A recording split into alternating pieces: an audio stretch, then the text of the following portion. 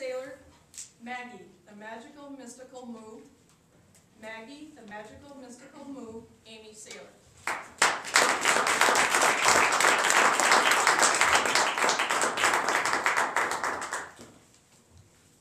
Maggie was always the first one out of the barn in the morning.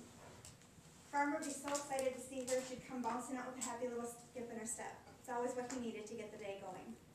She'd follow him around, watching him get all the other animals out to pasture, help him with the chores, and then it was time for her to be milked.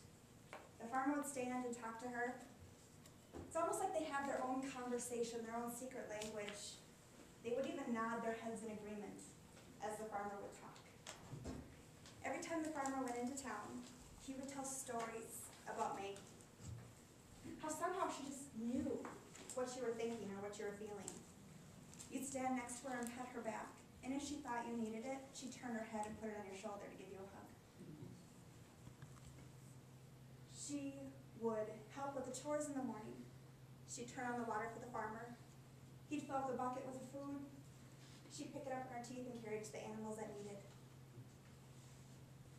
Even one time he needed rain for his crops, she somehow made it happen. But his favorite story to tell was when he was having troubles with the fox taking the chickens. He did everything he could think of.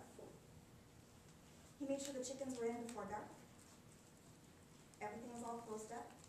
Put a light outside the coop, so anytime there was motion, lights would come on. It didn't stop the fox.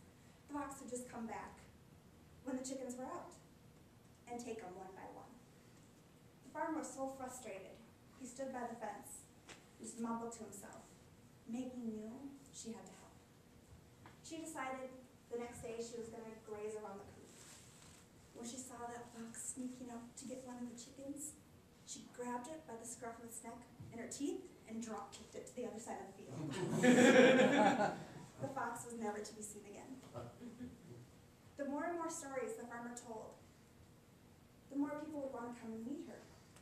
The farmer was always happy to have visitors come and see her. When they came, the first thing they would comment about is how calm they felt. Like all their anger, happiness, sadness, anything would be taken away and would be refilled with happiness and energy. They would spend the entire day just watching her